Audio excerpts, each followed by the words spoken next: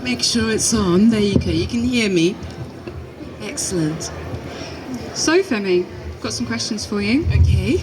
What do you remember most vividly about joining the world of Star Wars? I think how I'm going to answer that question is how I got into getting the role of Ula. I had an agent who was getting me a lot of jobs, and she called me up and she said, would you like to, there's a film that they're casting, and we can't tell you what it is, but will you go and see the director, which was Richard Marquand? And they said, one thing you have to do is take your bikini. And I thought, this is very weird. So it's very weird. No, honestly, just stay with me here. So, and I wasn't going to go because I thought, well, hang on, I'm a trained dancer, and this doesn't sort of equate to what I want to do. But something inside me said, go along. So I went along, met their director, and he was very apologetic. And he said, look, sorry, I can't say what it is, but can I just see you walk up and down? I thought, this is becoming so bizarre. And I did, and we talked about it. And then he said, we're going to call a few of you back for a second audition to dance. I went, aha, okay. And I get a phone call the second time, and I go and do this grueling, wonderful dance routine, and we still didn't know what it was, so I couldn't prepare myself. And then one of the girls said, and it was all women of colour, they wanted women of colour, and again we didn't know why. And right at the end of it, they said, what is this film? And they said, oh, it's for the next Star Wars movie. And there was a complete hush in the room. And I suddenly thought, oh no, did I do enough? Da, da, da, da. And I was doing the show Cats at the time, and I gave the choreographer a lift back to London.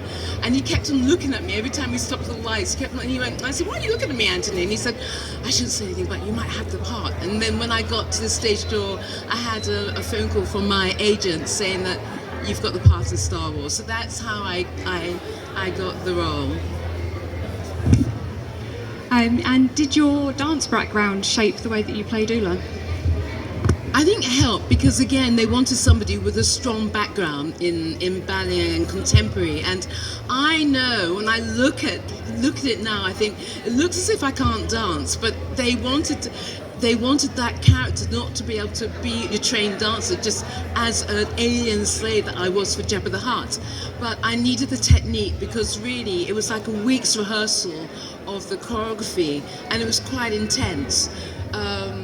But I can spill into when I was on set. It was completely different because I had the lekus, which were very heavy. I hadn't rehearsed with them. They kept just smacking me in the face. The floor was very slippery, and I didn't have grip on my sandals, and I was chained to Jabba the Hutt, and he kept on strangling me because there's a little TV monitor inside of Jabba the Hutt, and there was 4 people in there operating him, and they hadn't seen the choreography, so they didn't know what. But anyway, it worked in the end. It worked in the end. But having the dance training, of course, did help. And what was it like for you when you revisited the role for the special edition of Return of the Jedi? Well, that was another unexpected story because I was in New York at the time. I wanted to escape from, I think Tony Blair was the Prime Minister, and I just wanted to escape and go somewhere else. And I was staying with a friend of mine, and I was out in the morning. I came back and she said, hey Femi, there's a message on the little flashing light back in the day. We didn't have mobile phones or anything like that, so it was a flashing light saying that there's a message. And she said, oh, it's Lucasfilm. And I went, well, how did they know where I was? And she said, well, there's Lucasfilm. They're trying to track you down. George Lucas is doing the special edition, and they've been trying to track you down. And I just called back, and I thought it was a hoax. I called back, and they said, no, it's Robin Gunn, who was the casting director. And they said, oh, George he's doing the special edition, and the scene that you did, Jabba's Palace, he would like you to come back and play the role as Ula. And they said, one condition, you've got to fit in your original costume. And this was like 14 years later. It's crazy. And I went, and by then I didn't have my 2 boys, and I was 36, 37 back then.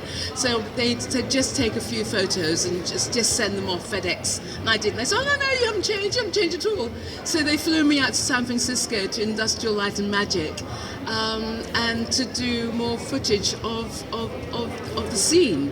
And the funny thing is that it was interesting because when I arrived, after having 4 hours of makeup again, because it took 4 hours to do my makeup and like 13 showers to get it off. It was crazy.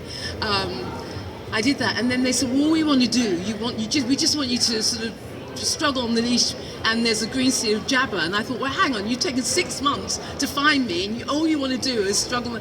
Anyway, and then Rick McCallum said, "Look, Rick McCallum, who's the second director, said to George Lucas, why don't we see Femi build a set in the Rancor pit and see her come in and see the finality of her character?" So that's what happened. So they built a Rancor set, which took about 2 days. And I think that's great, because then you do see the finality of Ula, whereas before, and originally, you just see me jumping into it was a box, and the phone coming over me. So it was good. It was a really good. But that wasn't part of the sort of scenario of me going back in. So that's, yes, I'm sort of diverse a bit, but I think it was good just to go into. You mentioned briefly that before Star Wars you were in Cats. What was the biggest difference between the two roles? Well, I think, doing musical theatre or doing theatre, I think it's, for me, I feel it's better because you've got the audience, and also each night you've got a different audience, and each night you've got to find something that will really motivate you, or find something in the character. So